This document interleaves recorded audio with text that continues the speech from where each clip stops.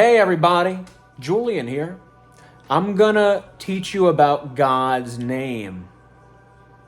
I'm gonna show you the truth. So how is it spelled in Hebrew? Do you know how it's spelled? That's right.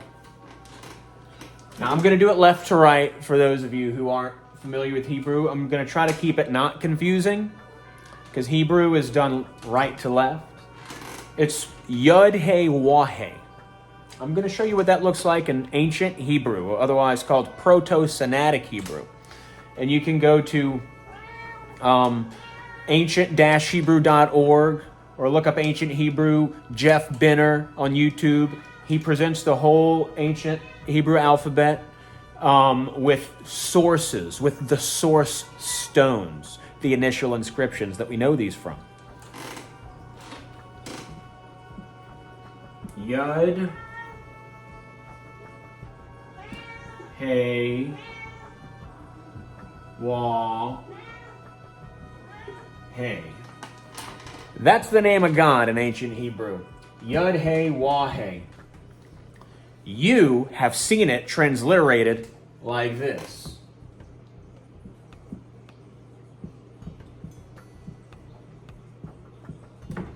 There's a problem with that.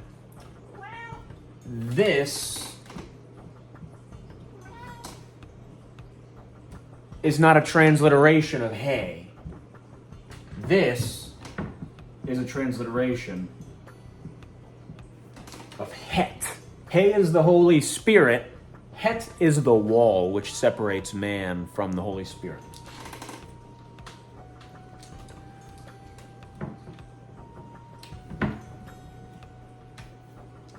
So, we're going to go first from ancient Greek into Yud. We're going to go from ancient Hebrew into ancient Greek. Ancient Greek came from Phoenician. We're going to go into Phoenician.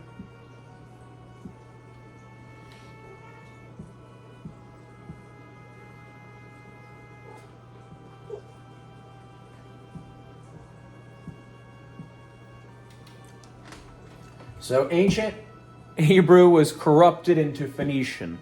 Phoenician, Phoenix, Phoenos, fire. Phoenician in turn gave way to Greek. Yud becomes iota. He becomes eta. Wah becomes upsilon. So that's the name of God transliterated to ancient Greek. Aye, aye, Captain. Okay, so then we gotta transliterate the Greek to Latin. So first, the iota has a final form, which looks like that. It's the letter J. We call it the letter J. It's actually literally the final form. I mean, they treat letters like Pokemon. They have final forms. So J is actually the final form of the iota. Okay, so iota becomes the letter Y, which is the shape of the wall. The wall looks like that.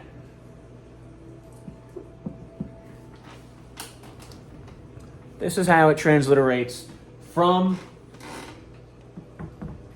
ancient Hebrew to Phoenician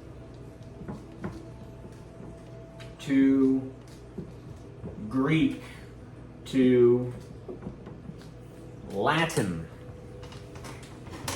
God's name is you, not Yahweh. These modern Hebrew speakers like to fabricate vowels.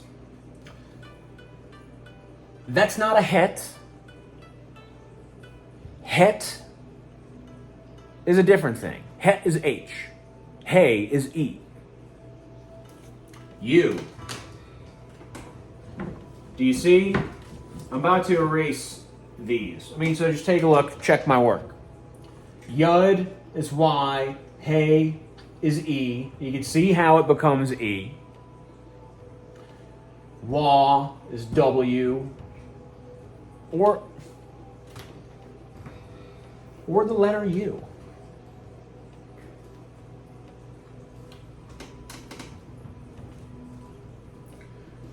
So that being said, is the W and the U being like the same, you could do this.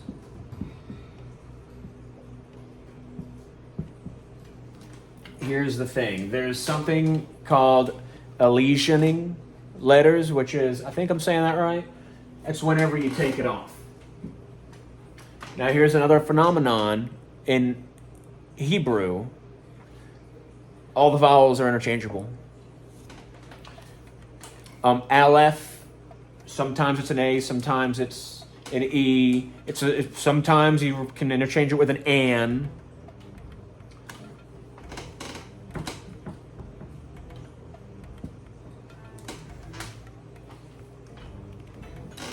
But here's the big point. This is the proper transliteration of God's name. Yud He Wah He becomes Y E W E. U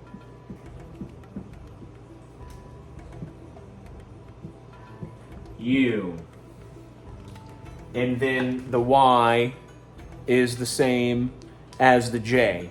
And in Norse languages, J makes the Y sound. Because it comes from iota, right? Y comes from the iota, which the final form is the shape of a J. And so if you consider that, that's where that word comes from. It's just a corruption of the Yud, of the Y, of the iota, and of the J. So we see how U, the poisonous tree, and U, the lamb, and Jew, the people